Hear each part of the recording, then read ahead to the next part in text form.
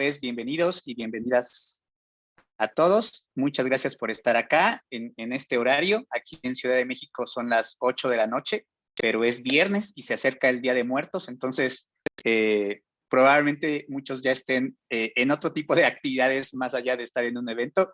Así que gracias por el esfuerzo de estar acá. Hola al señor Pablo, qué gusto verlo por acá. Muchas gracias por devolver la visita. Y qué bueno verlos. Y por ahí veo también a varios que estuvieron en la...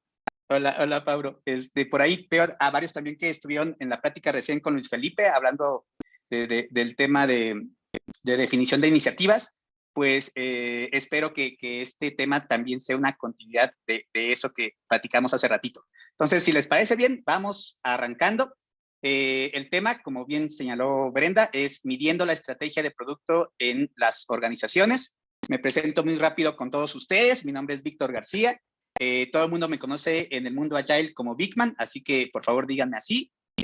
Actualmente formo parte de la disciplina de diseño y experiencia de usuario en BBVA México.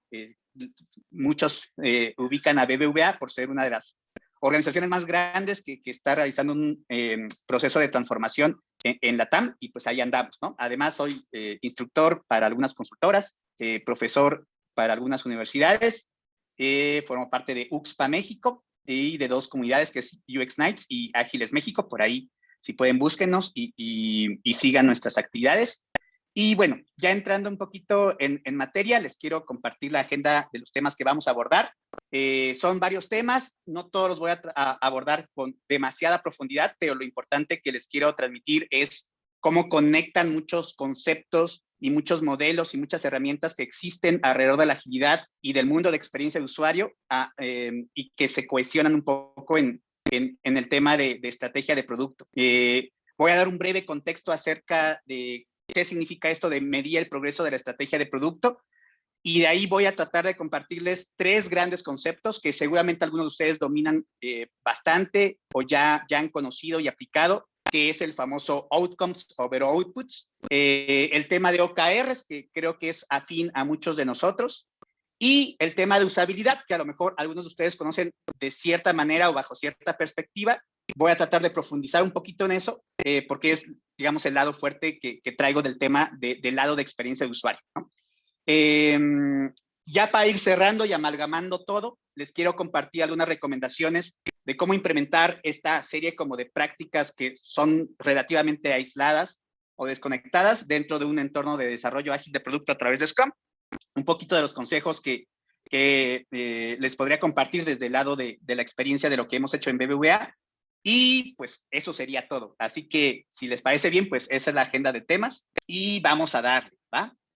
Bueno, pues antes de empezar, hacemos un típico, ay, espérame, con mi mouse siempre tengo problemas, un típico check-in nada más para ir entrando un poquito en contexto. A ver quiénes de ustedes me regalan una definición en el chat.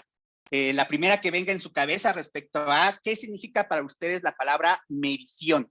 Lo primero que venga a su mente, así como casi salido de Google o de Wikipedia, ¿cuál sería una definición que tendrían ustedes para la palabra medición? Alguien que por ahí escriba algo en el chat. No me dejen morir solo, por favor. Evaluar, nos regala Noemí. Un resultado, un impacto, un resultado, coinciden. Comparar, nos dice Pablo. Es un dato, dice María Belén. Y es poner foco, dice Cindy. Ah, esa es una bonita reflexión. Muy bien. Bueno, pues tenemos dos cosas importantes, que es el dato, que es finalmente un número, y el tema del parámetro, ¿no? Que es algo a lo que me gustaría ir aproximando, ¿va? Muchas gracias a todos por participar. Y entendiendo esto del dato y el parámetro, aquí les tengo una breve pregunta adicional, ¿no? Por ejemplo, ¿no? Si pensamos en un dato y una unidad de medida, 5 minutos es una medición, ¿no? Pero entendiendo un poco del contexto y del parámetro, 5 minutos, ¿les parece que es poco o mucho tiempo? A ver, también regálenme unas respuestas en el chat. Depende, dice Sabrina. Ya nos arruinó el chiste, Sabrina. Es relativo, dice Claudia Noemí. Exactamente. Bueno, gracias, Sabrina, por ahorrarme un par de de comentarios por ahí. 5 minutos es poco o mucho, depende del contexto, depende del parámetro. Porque, por ejemplo, si yo les mostrara esta imagen y les dejo a su libre interpretación lo que pretende significar, ahí, bajo esa imagen, 5 minutos sería poco o sería mucho tiempo, teniendo de parámetro, de contexto la imagen. Ahí sí que pensarían, ¿qué me dirían? ¿5 minutos es poco o mucho tiempo? Poco, dice Rafael, y es bastante cierto. Muy poco, dice Sabrina. Muy bien, perfecto, ¿no? En algunos contextos y dependiendo del parámetro bajo el cual, Adrián dice que muchísimo, todo puede ser, es cuestión de gustos, pero bueno, entendemos ese carácter de referencia asociando una medición a un tema de contexto, ¿no? Y por ejemplo, si yo les mostrara esta imagen y les pidiera que se situaran en ese contexto, que se situaran ahí colgando de cabeza en una montaña rusa, 5 minutos sería poco tiempo o mucho tiempo.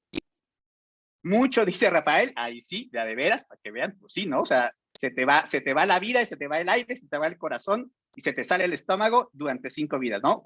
Toda una vida sería estar ahí colgados. Perfecto, pues eso es el contexto breve que quería dar respecto al tema de la medición, ¿no? Medimos un montón de cosas y medimos también cómo evoluciona un producto alrededor de un contexto que tiene que ver con cómo una marca o una organización pretende que ese producto se comporte, ¿no? Entonces, ¿qué hay de importante en ese contexto, no? Roman Pichler, que es probablemente uno de los agilistas más renombrados que tenemos todavía entre nosotros, pues dice que para entender cómo se comporta un producto, si ha llegado a su madurez, debemos medir su rendimiento, su comportamiento, ¿no? Y la manera más clara para lograr esa medición es entender qué tanto valor crea para un usuario, para el cliente o usuario final, y qué tanto retorno de inversión o el famoso ROI para el negocio da ese producto, ¿no? Si lo vemos desde la perspectiva de la famosa y mítica, malinterpretada, malentendida imagen de la patineta al cochecito, creo que también nos habla mucho del tema de obtener la retroalimentación del cliente como principal parámetro para medir y para avanzar en el desarrollo iterativo incremental de un producto, ¿no? Ahorita con Luis Felipe, los que vienen de esa sesión, hablamos de un poquito de eso, ¿no? Y si entendemos el tema de medir o evaluar desde la perspectiva o del ciclo de feedback de Lean Startup, crear, medir, aprender, pues entendemos que hay que utilizar una serie de indicadores, una serie de datos que nos permitan seguir alimentando el ciclo de poder construir un siguiente incremento de producto para pues validar principalmente una hipótesis, ¿no? Y desde esa perspectiva también el buen Eric Ries, el autor de Lean Startup, nos dice que no cualquier dato nos da una lectura adecuada respecto a si ese incremento de producto está o no está entregando valor, ¿no? Y que realmente los indicadores que nos pueden llevar a tomar una buena interpretación, un buen parámetro sobre si el producto se está o no comportando de la manera adecuada, son aquellos indicadores que nos permitan observar y medir un cambio de comportamiento en el usuario que apunte, que se direccione a un impacto para la organización, ¿no? Que es algo también en lo que muchos de nosotros, los que estamos dentro del entorno de producto, pues estamos ahí al pie del cañón para que eso suceda, ¿no? Esta frase es muy importante porque da pie a esta comprensión respecto a que los indicadores o las mediciones o las métricas basadas en la experiencia de usuario, basado en cómo el cliente, usuario final de ese producto se está comportando, por ejemplo, en el sentido de las métricas de la usabilidad o, por ejemplo, modelos más articulados como el Google Earth Framework o como el Index de Forrester o las métricas Pirata o las métricas de Lean Analytics, cualquier conjunto de indicadores que abre acerca de cómo el usuario se está comportando con el producto, marca una tendencia clara del valor percibido por el usuario, ¿no?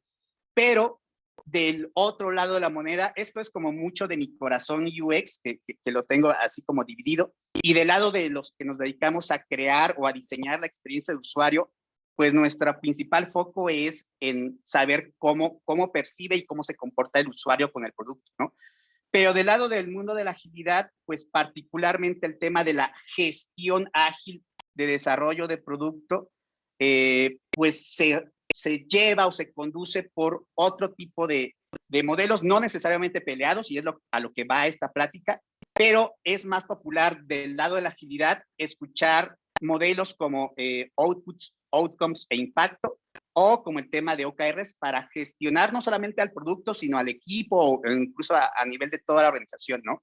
La premisa básica de esta charla es que existe una relación y existe una forma que creemos es clara de alinear o de integrar o de mezclar estos dos conceptos, estas dos formas de medir y observar aspectos relacionados con el producto, pero que de una u otra forma caen en el mismo paraguas, ¿no? En la misma sombrilla.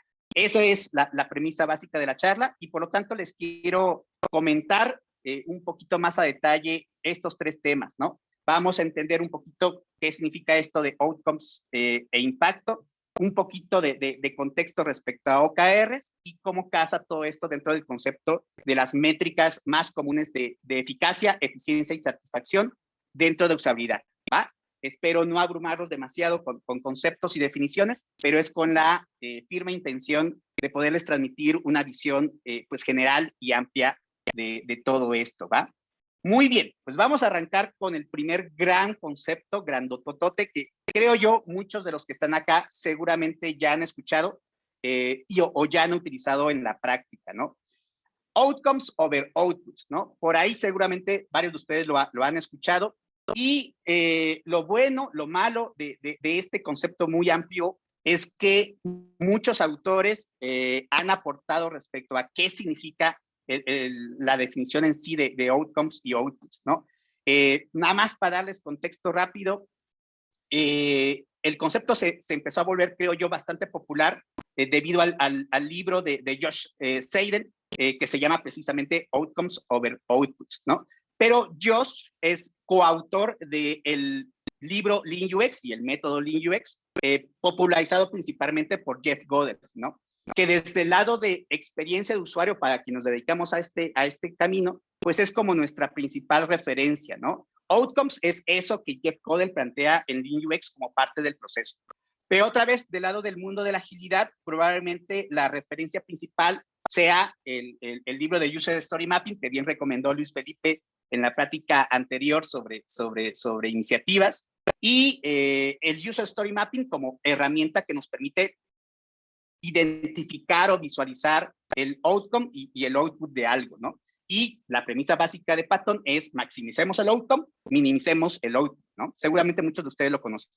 Pero lo chistoso y lo irónico es que en realidad el concepto original pues nace de, seguramente también algunos de ustedes lo ubican, el Program Logic Model, que es una propuesta de la rama de las ciencias sociales a partir de una fundación que se llama la Kellogg Foundation, que plantea el concepto. No quiero ir más allá de eso, pero sí les muestro un poquito las sutiles diferencias que hay de estas interpretaciones por cada uno de estos grandes autores o fuentes de información, ¿no? Esta imagen que ven en pantalla es el modelo original que se llama Logic Model, que fue propuesto por la Fundación Kellogg, ¿no? Básicamente habla de que, pues, para lograr algo y ver su impacto, necesitamos entender qué recursos son necesarios para operar un programa social, ¿no? Cómo esa serie de inputs se utilizan a realizar una serie de actividades que nos van a llevar a lograr un cierto resultado, sobre todo a nivel como físico, tangible, pero que realmente el resultado o lo que realmente necesitamos atender y observar es cómo ese output es utilizado por ciertas personas para lograr un resultado específico esperado por ellos, ¿no? Y si eso ocurre, pues entonces lograremos el impacto social que esperamos, ¿no? Ese es el planteamiento original y del lado de Patton en User Story Mapping, seguramente también ustedes recuerdan este famoso dibujo, que incluso hay un video muy famoso en donde Patton va ilustrando el concepto y además está explicado en el libro de User Story Mapping, que es que los equipos de desarrollo se centran o se focalizan más en outputs, cuando lo que realmente debemos tratar de poner atención es en maximizar el outcome, ¿no? El cambio de comportamiento o el beneficio que obtiene el usuario, y que eso inevitablemente nos trae el impacto, ¿no? Esa es la gráfica o el esquema famoso que existe del lado de Patton. Y Jeff Godel en Lean UX propone un ciclo compuesto de 4 grandes fases, en donde para diseñar la experiencia de usuario integrada dentro de equipos de desarrollo ágil de producto, el primer gran paso o fase es definir el outcome, lo que pretende realizar el usuario, definir nuestros supuestos, ¿no? Y a partir de los supuestos definir las hipótesis, ¿no? Es como lo conocemos desde esta perspectiva. Y todo es un poco como licuadora, se ve amalgamado en el también famoso y célebre diagrama que nos regala Josh Hayden, que es este que yo creo es la imagen que dentro del contexto de agilidad pues es el más conocido, ¿no? Y seguramente muchos de ustedes lo ubican así, ¿no? Donde Josh lo que dice básicamente es que los líderes se centran en pretender lograr un impacto, ¿no? Un resultado a nivel negocio, en términos financieros o no financieros, ¿no? Los equipos de trabajo generalmente se concentran en desarrollar funcionalidades, ¿no? En crear software, ¿no? Pero la parte que es como el área perdida es, y bueno, ¿qué beneficio o resultado a nivel del usuario va a lograr a través de esa funcionalidad o de ese output que apunte a que la organización va a obtener ese beneficio, ¿no? Y este es el famoso diagramita que seguramente muchos de ustedes conocen, ¿no? Entonces, la definición más importante acá, más allá de la mezcla de diferentes conceptos, es que outcome en el mayor sentido de la palabra se refiere a literalmente esto, ¿no? Un cambio en el comportamiento humano, es decir, cómo se comporta o qué percepción puede tener un cliente, un usuario que interactúa con un producto, y que ese resultado, que ese outcome apunte o dirija a que a nivel organización, a nivel marca, a nivel empresa, vamos a obtener un resultado de negocio, ¿no? Y eso es la manera en que podemos transmitir o empujar a que nuestro equipo, nuestra organización, sea un poco más centrada en el usuario o en el cliente, ¿no? Entonces, básicamente, la intención es que los outcomes se puedan medir u observar a medida que registramos ese comportamiento o ese cambio de comportamiento en el usuario, ¿no? Una cosita importante en el planteamiento conceptual de todo esto, y que no siempre se menciona de manera así superficial, es que hablamos de indicadores que van apuntando a que parece ser que el comportamiento sí se está modificando, y lo llamamos en términos de español, pues las métricas predictivas, es decir, aquello que parece ser que sí se está comportando el usuario de esta manera, y pueden dividirse algo en el corto plazo, algo muy inmediato que podamos observar y medir, que no necesitemos esperar tanto para registrar ese pequeño cambio de comportamiento, y mediciones de mediano plazo, ¿no? Es decir, tenemos que esperar un poquito más para que podamos empezar a observar o medir ciertas cosas, ¿no?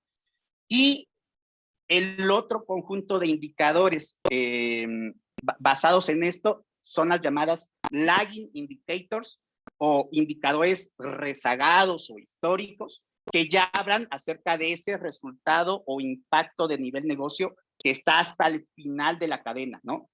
En términos financieros, ya logramos cierta meta de ventas, por ejemplo.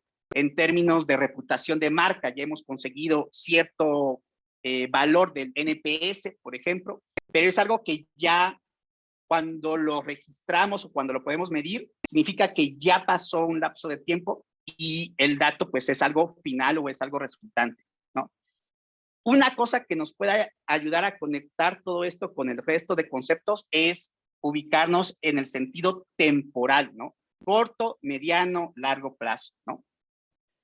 Hasta ahí. Entonces, la cosa está en empezar a visualizar o a comprender que estos indicadores basados en la experiencia de usuario y en la manera en que desde el lado de UX o diseño centrado en el usuario,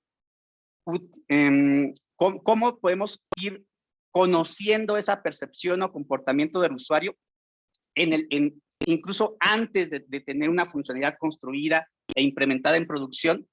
Estos indicadores de experiencia pueden ser un buen conjunto de leading indicators, ¿no? Esa es la premisa que les comparto. Y obviamente lo que todos tenemos ubicado y perfectamente comprendido es que los lagging indicators pues se pueden registrar mucho más claro como beneficios para la organización, ¿no? Términos financieros, de incremento de algo o de reducción de algo, ¿no? Pero lo que casi no está tan claro es cómo podemos utilizar o de qué manera registrar o observar ese comportamiento del usuario, sobre todo del lado de la agilidad, ¿no? Hasta aquí es como la primera parte del diagramota que les quiero compartir, ¿va? Hasta ahí me voy a quedar y vamos a conectar un poquito con el otro concepto que es el de OKRs, que creo también muchos de nosotros lo conocen y lo han visto, entendiendo a OKRs como un protocolo o un modelo mucho más amplio que solamente medir el producto, pero que en esta interpretación pues vamos a poner foco en cómo un modelo OKR nos puede ayudar a entender el qué, que sería el objetivo, y a entender los cómo, ¿no? Que podrían interpretarse como estos resultados a través del tiempo, ¿no? Que es el concepto que empieza a amalgamarse con el tema de outcomes y outputs, ¿va? Podemos entender un modelo de gestión OKRs en casi cualquier contexto como que el objetivo está en el horizonte lejano, pero partimos generalmente de un punto en el que, pues para tener ese sentido de avance, pues a través de cierto lapso de tiempo vamos midiendo o observando un cierto resultado clave que nos permita saber si estamos conduciéndonos en el camino correcto, ¿no? En un sentido muy simple de todo lo que abarca OKRs, me quiero referir a esta partecita, porque de esa manera podemos entender, y es la recomendación que hace Josh Seiden desde el lado de Outcomes over Outputs y también Godel del lado del Lean UX, es que los key results de un modelo de OKRs pueden ser los leading indicators que nos den lectura del outcome a nivel usuario, ¿no? Los OKRs pueden mejorarse si los key results son expresados como un outcome, ¿no? Es la oración literal que describe Josh Seiden, pero que ya en la práctica, pues, también es bastante complicado. Bueno, ¿cuál cosa puede ser un key result, no? ¿Qué indicador puede ser un key result? Es lo que está un poquito más del lado del mundo de UX, que no es tan fácil conectar con el mundo de agilidad, ¿no? Y un objetivo, cosa que está muy en el largo plazo, pues es ese lagging indicator, es ese factor financiero de retorno de inversión, de reputación de marca, cosa financiera o no financiera, que está ya como una consecuencia, ¿no? Entonces, aquí la conexión es tan sencillo como un key result. Si tú quieres estructurar un modelo de OKRs que sirva como de governance para tu equipo de producto, para tu marca, es una manera de representar los leading indicators para saber si estamos consiguiendo ciertos outcomes. Aquí la cosa es que los key results también sean basados en los indicadores de la experiencia de usuario. Ahorita vamos a llegar a cuáles, pero básicamente hablamos de lo mismo, si me permiten utilizar la expresión así simple y mundana, hablamos de lo mismo, solamente que en un sentido o una sintaxis ligeramente diferente, pero en esencia significa básicamente lo mismo, ¿no? Y los lagging indicators o el objetivo, pues sigue siendo ese beneficio para la organización, ¿va? Esta es como la primera expansión del modelito que les quiero compartir. Bueno, hasta ahí vamos bien, ¿no? Ahora, ya un poco entrando en materia de, bueno, ¿y qué indicadores de experiencia pueden utilizarse? Desde el lado de la experiencia de usuario, identificamos dos grandes categorías de indicadores, ¿no? Los indicadores actitudinales, es decir, lo que el usuario percibe y de manera principalmente cualitativa, externa respecto a una opinión o percepción que tiene sobre un producto. Me gusta, no me gusta, lo usaría, no lo usaría, ¿no? Y el otro gran grupo o categoría de indicadores de experiencia de usuario son los indicadores de comportamiento. Es decir, más allá de la percepción, el usuario cómo se comporta interactuando con el producto. ¿Lo usa o no lo usa? ¿Logra una tarea? ¿No logra una tarea? ¿Qué tantos recursos gasta para realizar una tarea? Y una tarea puede ser realizar una transacción financiera, subir una fotografía, etcétera, ¿no? Una tarea de interacción con el producto. Ahí es donde vamos a conectar con el tema de cómo medimos la usabilidad de un producto o de un servicio, etcétera, ¿va? Para saber identificar cuáles podrían ser indicadores actitudinales y cuáles podrían ser indicadores de comportamiento. Como seguramente la mayoría de acá no está tan relacionado con el mundo de experiencia de usuario, les comparto una definición básica, pero la mayoría de nosotros lo puede entender sencillo, ¿no? La usabilidad es un grado o medida a través del cual un producto es utilizado por un usuario específico, es decir, para quien va dirigido el producto, de manera tal que ese usuario interactuando con el producto pueda lograr un objetivo específico con 3 parámetros que cuantifican ese grado de resultado de alcance del objetivo. Eficacia, eficiencia y satisfacción. Son el padre nuestro de nosotros al momento de evaluar la usabilidad de un producto, ¿no? También, seguramente no muchos de ustedes conocen este diagrama que viene de una norma ISO, que es el framework de usabilidad, ¿no? Y aquí dice, ¿no? El usuario tiene una cierta meta o tarea al interactuar o querer interactuar con un producto, gastando ciertos recursos como su tiempo, como su dinero, dentro de un cierto ambiente para lograr ese resultado o ese propósito, ¿no? Todo esto forma el contexto de uso, ¿no? Interactuando el usuario con ese producto puede lograr uno de 3 o 3 grandes outcomes de uso. No lo confundamos con el concepto de outcome que ahorita repasamos rápidamente, porque aquí sí ya se duplica el concepto y no necesariamente se refiere a lo mismo, pero la usabilidad de algo se mide a través de 3 grandes cosas. Eficacia, lo hizo o no lo hizo. Eficiencia, qué tan bien lo hizo. Y satisfacción, qué tan de agrado o desagrado está el usuario al realizar algo.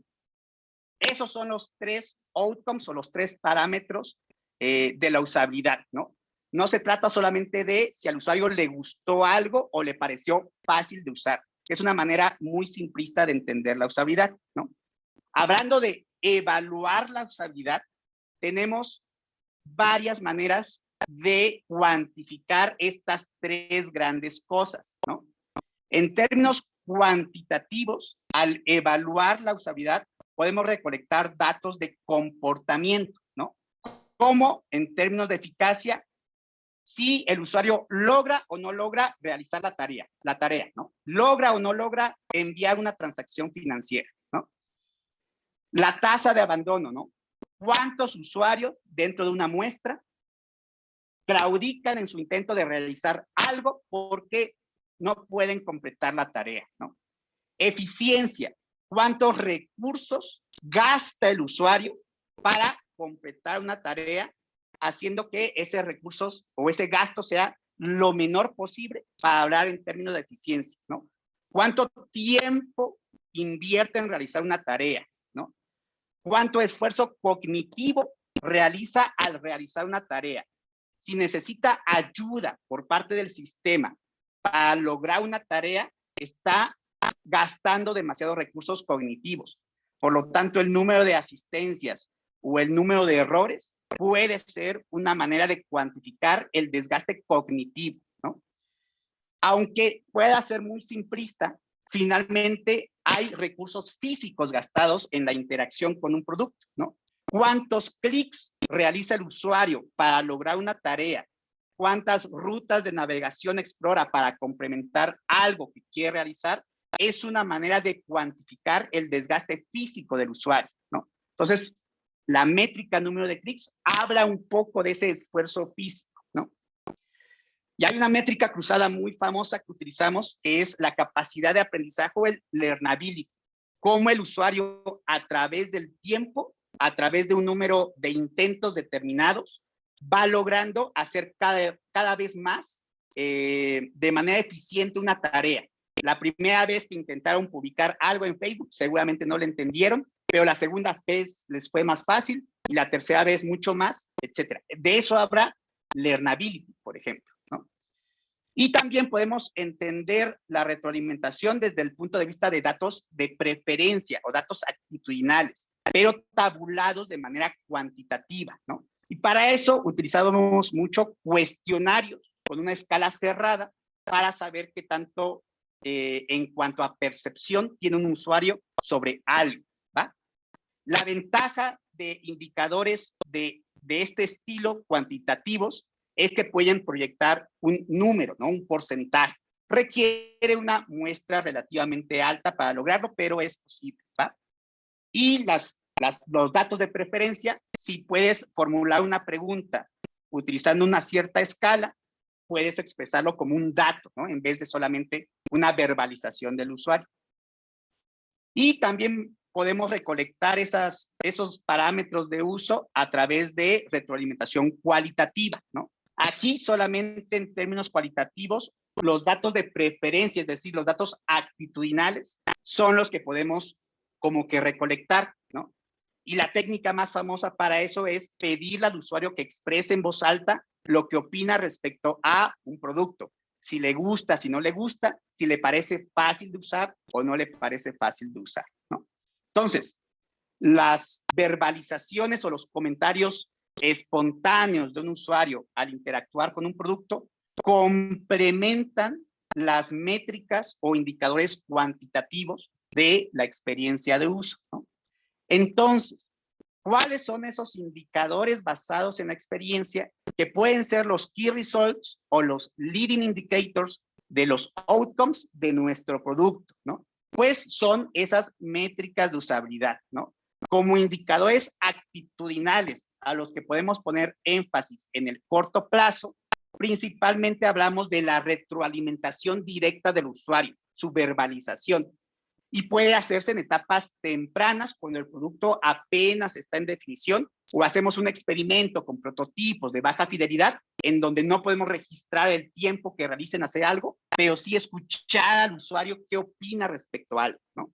Y a medida que avanza el tiempo, que podemos prototipar en alta fidelidad una funcionalidad antes de desarrollarla o durante su desarrollo previo a una puesta en producción, pero permitiendo que el usuario realmente simule lo más posible la interacción con el producto, podemos utilizar indicadores de comportamiento, como la tasa de tareas realizadas con éxito, como el tiempo promedio de ejecución de tarea, etcétera, ¿no?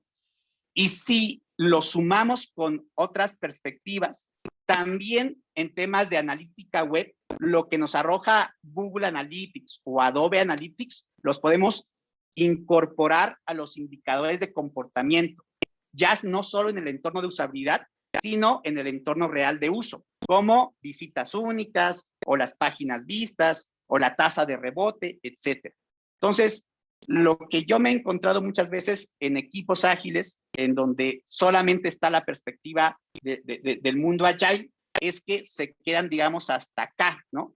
Comprenden el concepto de outcome, comprenden el concepto de key result, pero ¿cuáles indicadores utilizar? Es ahí donde mucho de lo que hacemos del lado de experiencia de usuario empezamos a aportar, ¿no?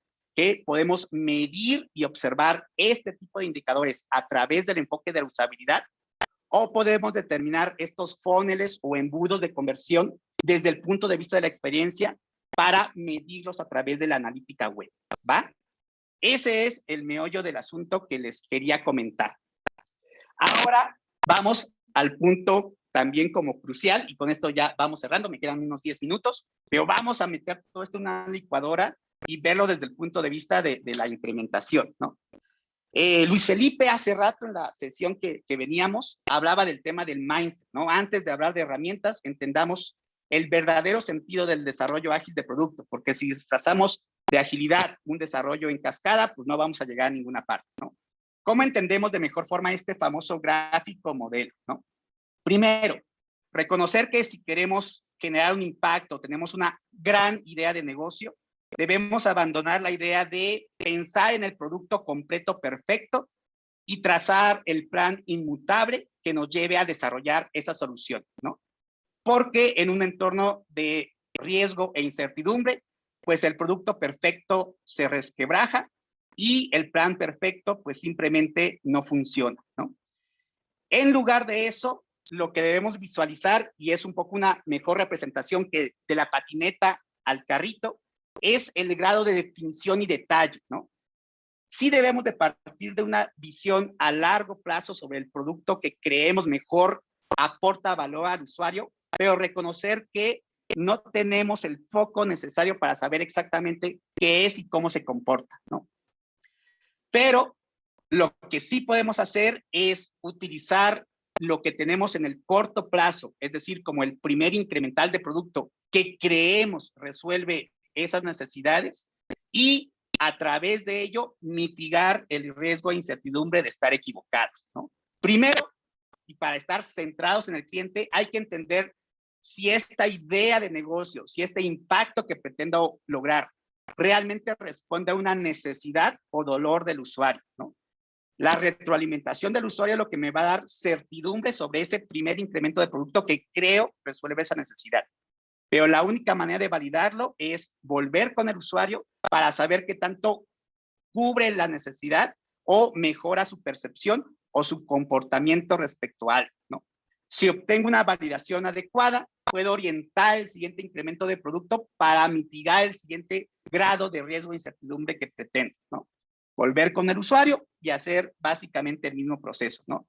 Esta manera, siento yo, y con esta como hasta animación del esquema, es lo que más nos ha ayudado en el equipo para empujar esta visión de retroalimentación a partir de las necesidades del usuario, ¿no?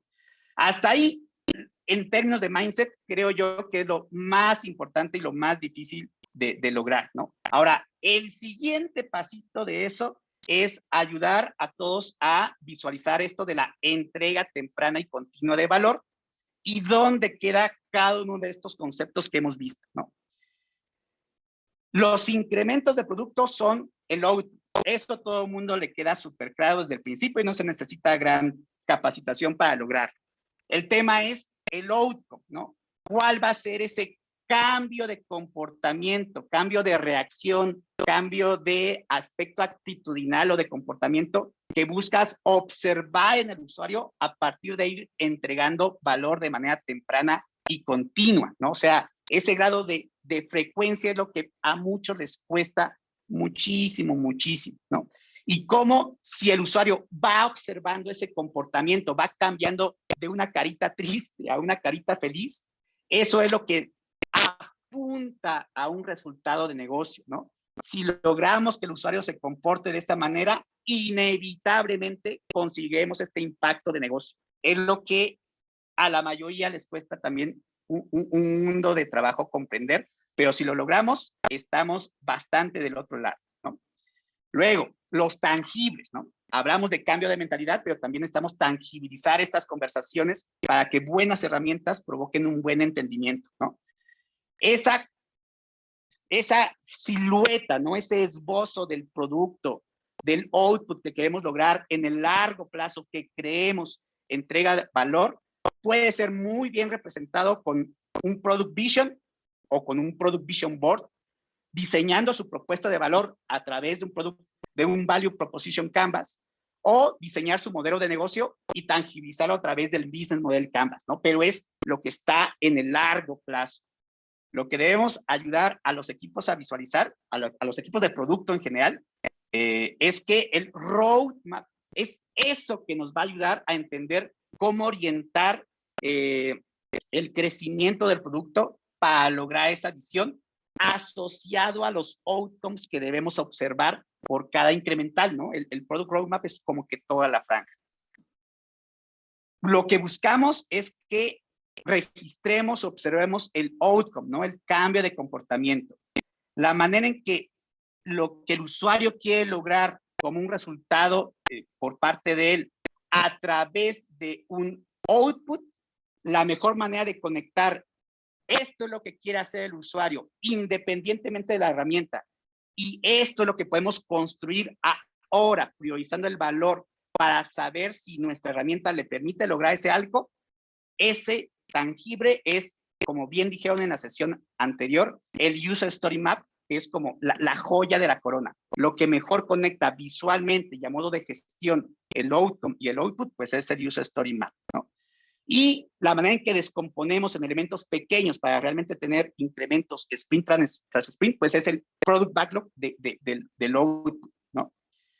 Y la retroalimentación que nos va a permitir ir observando que el usuario responde de la manera esperada, de la manera planificada por cada output entregado, es lo que le va dando forma a la medición de valor, ¿no? Que no es el burn chart, que no es tareas completadas o user stories completadas por cada sprint, ¿no? Que es esto que también muchos en la agilidad empujan, de abandonar las métricas de rendimiento de equipo por métricas realmente basadas en valor, ¿no? Scrum.org tiene mucho de eso últimamente, ¿no?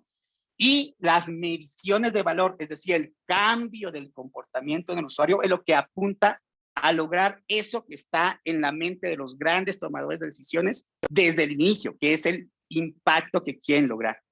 Pero digamos que de una u otra forma, y este diagramito parece muy sencillo, pero no está en ningún libro de manera literal y nos ha costado su esfuerzo materializarlo así, comunicarlo así, para que vean que todo esto es un ecosistema, ¿no? Pero aquí se los comparto. Y ya así como la cosa que explota todo esto, es cuando mezclamos todo esto con los míticos 6 niveles de planificación ágil de Mike Cohn, que todo el mundo seguramente conoce y ubica, y así como que cada nivel de planificación ágil tiene un foco a nivel de estas cosas, ¿no?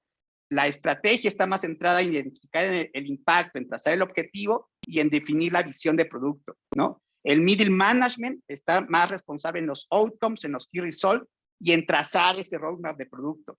Pero los teams, los equipos que viven las iteraciones, los sprints día tras día, son los que deben de centrarse en los outputs, midiendo la usabilidad de esos outputs y gestionando el desarrollo iterativo e incremental a través del User Story Map, del Product Backlog y del Sprint Backlog. Esta cosa también nos ha ayudado un montón a comunicar, a sensibilizar, a entender cuál es el grado de visión y alcance que cada actor debe de tener. Aquí debe estar un portafolio manager, aquí debe estar un program manager, un product manager, aquí debe estar un product owner, ¿no? Pero todo es una capa que se agrupa, que se amolda, ¿no? Esto les puede ayudar muchísimo o en nuestra experiencia nos ha ayudado.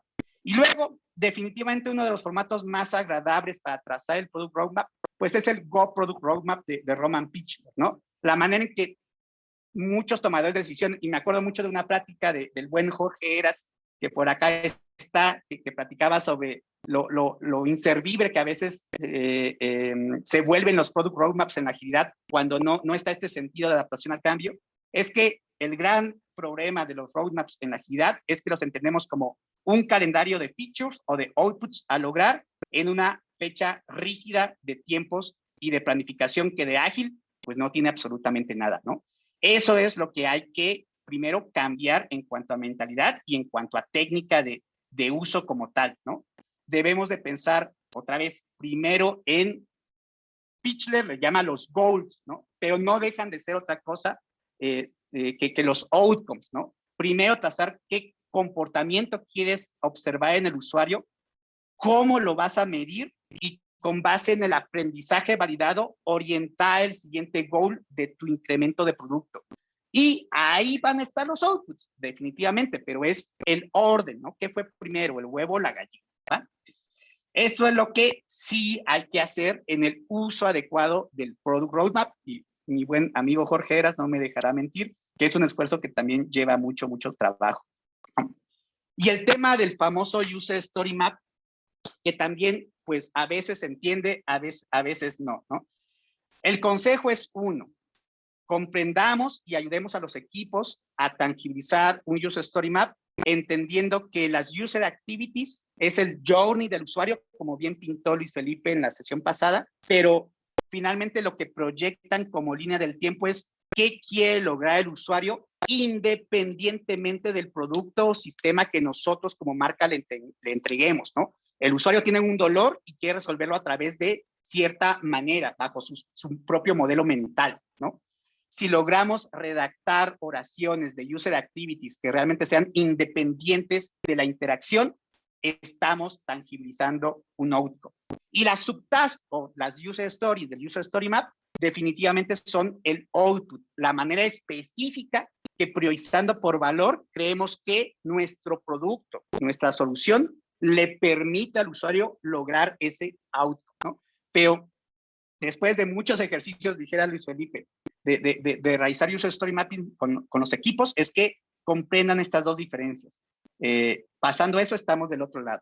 Y la joya de la corona, y un consejo que les doy, porque su amigo Big Man yo soy, es que no hay mejor manera de involucrar a todo el equipo de producto, como bien dice Pablo, ¿no? El equipo de producto somos todos, UX, desarrollo, equipo de desarrollo a nivel de Scrum Team. La mejor manera de hacer que la observación del comportamiento del usuario sea cosa de todos es que los criterios de aceptación incluyan métricas específicas y puntuales de usabilidad que formen parte del requisito para aceptar que la historia de usuario o que el pedacito de funcionalidad ha sido desarrollado de manera adecuada, ¿no? Y decir, esperamos una tasa de tareas mayor a tal porcentaje. Esperamos que el tiempo de ejecución de tareas sea menor a tal tiempo, porque ese comportamiento es lo que creemos nos va a orientar al resultado a nivel negocio. Si no sabemos qué medir ni qué esperar, pues vamos a estar como en la imagen del principio. 5 minutos, ¿cuánto es? Pues depende, ¿no? Entonces, métricas de usabilidad específicas dentro de los criterios de aceptación del Product Backlog. Funciona. Eso es todo de mi parte. Ya me pasé 3 minutos, pero bueno, pues ya casi de aquí nos vamos a dormir. Les recomiendo algunos libros que va a estar en la presentación que subiré en el sitio del evento. Pero no sé si haya espacio para preguntas. Yo creo que no. Me comí mucho el tiempo. Ustedes disculpen, pero espero que cualquier cosita se animen a contactarme. Ojalá me regalen un comentario por ahí en el chat respecto a qué aprendieron el día de hoy. Muchas gracias a todos por su atención. Aquí están mis datos de contacto. Cualquier cosa, muchos de ustedes saben que pues ahí estoy para lo que se ofrezca. Y pues gracias. Vámonos a dormir, ¿no? Víctor, gracias, Brenda, tú dime. No, Brenda se fue. Quedé yo haciéndole aquí el quite, Víctor. ¿Tienes unos minutos? Te puedo regalar 10 minutos por si alguien quiere hacer alguna pregunta. Claro. Si igual se extiende los 10 minutos, aquí les dejo el link del Spatial, la herramienta que hemos habilitado para que puedan trasladarse en dado caso allá y conversar con plena tranquilidad en cualquiera de los espacios, ¿no? Pero tienes 10 minutos todavía. Si alguien quiere hacer alguna pregunta, sin pena, pues adelante. Abierto el espacio. Micrófono abierto. Claro. ¿Alguien quiera compartir alguna duda, alguna experiencia, alguna similitud o diferencia respecto a esto?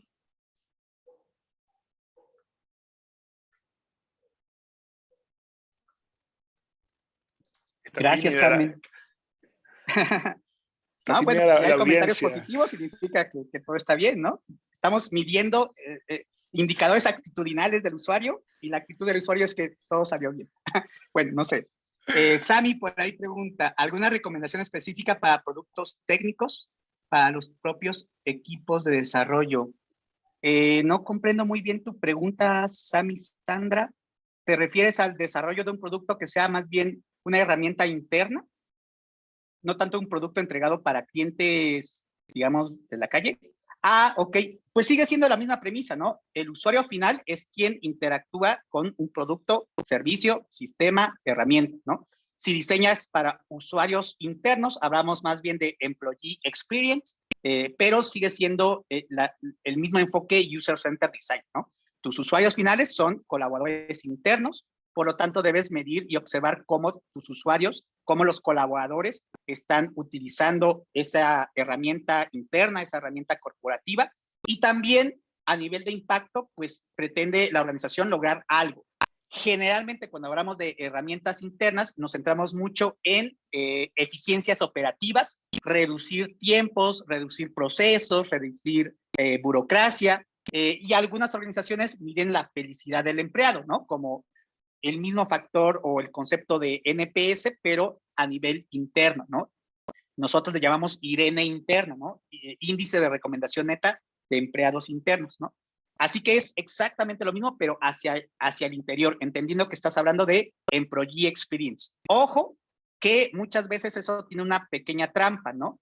Muchas veces una área interna solicita algo para sus colaboradores, pero como un medio para que el usuario o cliente final realmente logre algo, ¿no? Por ejemplo, en BBVA nos pasa mucho en talento y cultura que nos piden algo que supuestamente está dirigido a los asesores digitales, por ejemplo, y es una herramienta que ellos van a utilizar, pero finalmente la herramienta lo que realmente busca cuando investigamos y nos metemos al fondo es que lo que espera es que el cliente realice algo en menor tiempo o el cliente contrate un producto o al asesor lo van a medir con el IRENE o con el NPS del cliente final. Entonces, ahí muchas veces el colaborador interno es un actor de front stage, así le llamamos en el concepto de service grouping, es un actor de front stage, es un punto de contacto con el usuario o cliente final y realmente hay que mapear a todo, ¿no? Al usuario, a los actores que interactúan con el usuario, que es el front stage, como un asesor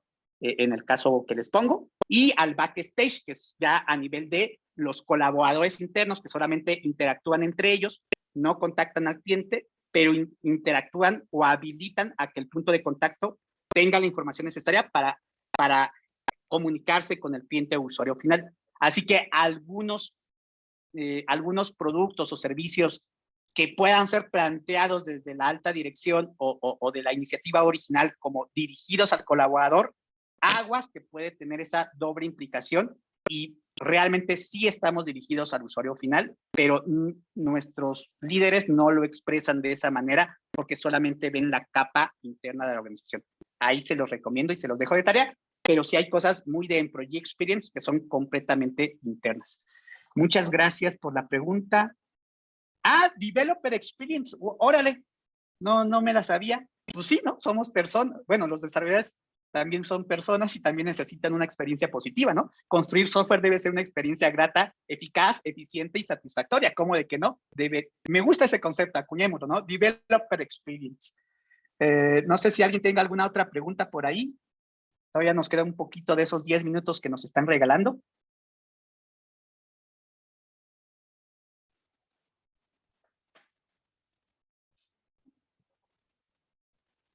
¿No? Regálenme un indicador actitudinal, pongan caritas felices. Está la gente tímida, ¿no? Es que ya es noche, ya es noche. Gracias, Sandra, una carita feliz significa que logramos el impacto esperado. Muy bien, muchas gracias. Gracias, Rafael. Gracias, Claudia. Claudia Noemí. Yo me imagino que es la misma Claudia Noemí que estuvo en un curso por ahí hace algún tiempo. Qué bueno ver a mis queridos alumnos por acá. Si no eres esa Claudia Noemí, de todas maneras me da mucho gusto que estés por acá. Pero bueno, Mónica, también muchas gracias. Pablo, muchas gracias y un honor que estás por acá. Pues ¿qué le puedo yo enseñar a usted? Pero gracias por estar acá. Sí, es la misma Claudia Noemí. Muchas gracias por estar acá. Gracias, Melissa, gracias, Mónica. Pues bueno, me parece que no hay tanto más así como preguntas. Claudia, ¿en dónde podemos seguir aprendiendo un poco más del tema? Les compartí por aquí la biografía. Si le echan un ojo a Sketch, ya cuando termine la sesión, con mucho gusto comparto. Esto es la bibliografía básica, pero sí es un cruce de varios mundos. Es pues un cruce del mundo de management, del mundo Agile y del mundo de experiencia de usuario, pero si están un poco en ese inter, definitivamente necesitan conocer como que de las dos fuentes. Y hay mucho que hacer en eso. Carmen, tengo un blog o un video ya subido. Tengo un canal en SlideShare, que no es tan popular. Hace mucho lo intentó ser, pero ya no es. Y ahí tengo todas las presentaciones que he dado. Y en YouTube están varias conferencias gratuitas que yo he impartido. Buscas mi nombre y ahí te va a aparecer. Si me ves ahí colgando de una montaña rusa, ese video no le hagas caso. Pero sí, en temas serios y profesionales, hay varias cosas mías por ahí en internet, en YouTube. Bueno, Genial. pues gracias Carmen por el interés y cualquier cosa, pues ahí estamos a un tweet de distancia. Vale, pues creo que ahora sí. Ya estuvo. Vale. Muchas gracias Víctor, por participar. Gracias a todos por asistir a la charla. Recuerden que mañana tenemos más charlas y va a ser la fiesta de despedida. Estamos organizando algo ahí con disfraces, así que se las recomiendo. No se la pierdan. Y gracias a todos por su tiempo. Cuídense. Muchas gracias. Un abrazo. Buenas noches. Gracias. Saludos.